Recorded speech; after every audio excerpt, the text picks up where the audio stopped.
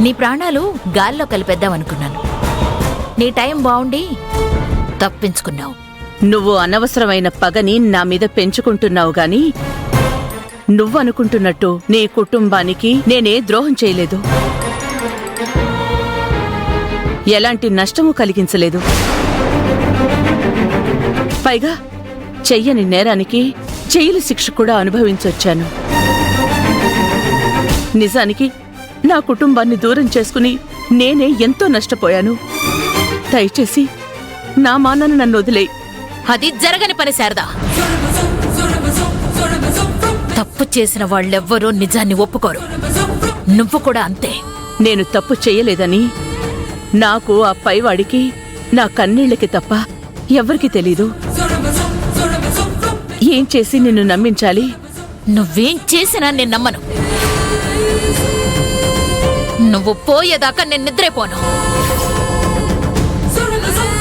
నీ మీద అటాకులు జరిపి నీకు నిద్రలేని రాత్రుల్ని మిగులుస్తాను. నా భర్త, నా కూతురు ఆత్మలకు శాంతి కలిగేదాకా నిన్ను వదిలిపెట్టాను. యముడు ఎటు నుంచి వస్తాడో అర్థం కాక నువ్వు ప్రతి క్షణం భయంతో గడిపేలా చేస్తాను. ఈ మాధవి అంటే ఏంటో చూపిస్తాను.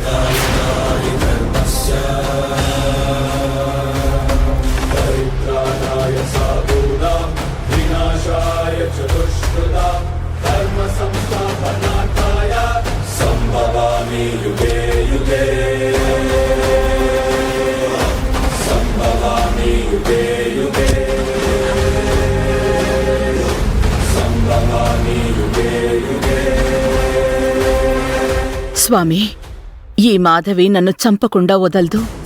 ఈలోగా శ్రావ్యతో నన్ను అమ్మ అని పిలిపించు. నా పెద్ద కూతురు ఎక్కడుందో నాకు కనిపించి ఇద్దరు అక్కా చెల్లెళ్ళు కలిసి